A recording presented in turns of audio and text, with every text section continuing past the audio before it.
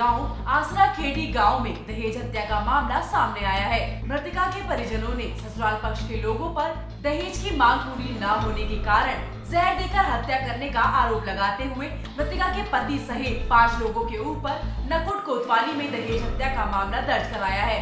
घटनाक्रम के मुताबिक सहारनपुर के अहमदपुर गांव निवासी कविता की शादी अब से 3 वर्ष पूर्व थाना नकुट क्षेत्र के गांव आसरा खेड़ी निवासी प्रदीप पुत्र मेघपाल से हुई थी। कविता के परिजनों के अनुसार शादी के बाद से ही कविता के पति व अन्य ससुरालिये कविता को दहेज के लिए प्रताड़ित करने लगे थे। एक बार तो कविता को कई महीनों तक अपने मायके में ही रहना पड़ा। गांव के जिम्मेदार लोगों ने पंचायत कर दोनों पक्षों में फैसला करवाया और कविता को वापस उसके ससुराल भिजवाया। कुछ दिन तो ये चला, लेकिन उसके बाद फिर से कविता को दहेज के लिए 1 लाख रुपए के लिए प्रताड़ित किया जाने लगा। परिजनों के मुताबिक कविता को उसके ससुराल के लोग मारते पीटते भी थे।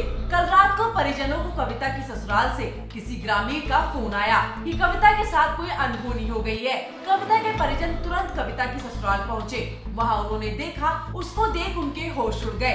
कविता का शव जमीन पर पड़ा था। घर में कोई भी मौजूद नहीं था।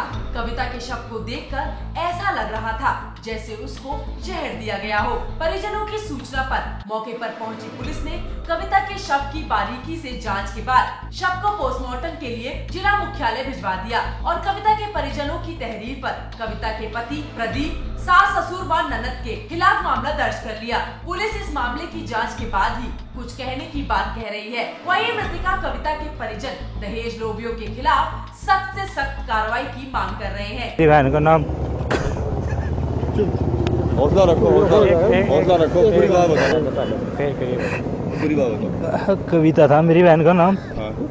3 साल पहले उनकी शादी हुई थी। हाँ। उसके ससुराल वाले तभी से परेशान करते थे। अच्छा। देवगवार वो पहले उन्होंने घर भेज दी थी। अच्छा। 6 फीट का काट दी थी घर से। अच्छा। पहले पैसे की डिमांड हुई, 2 लाख रुपए हमने तब दिए। अच्छा। 6 महीने बाद फिर ले गए। उसके कुछ समय बाद फिर उन्होंने घर से निकाल दिया। 1 लाख रुपए की फिर डिमांड हुई। हम उनके घर गए, हाथ पैर जोड़ के उनसे समझौता करा, भाई ऐसे हमारे भी आगे परिवार है, कहाँ से देंगे, रोज रोज कैसे पैसे देंगे आप।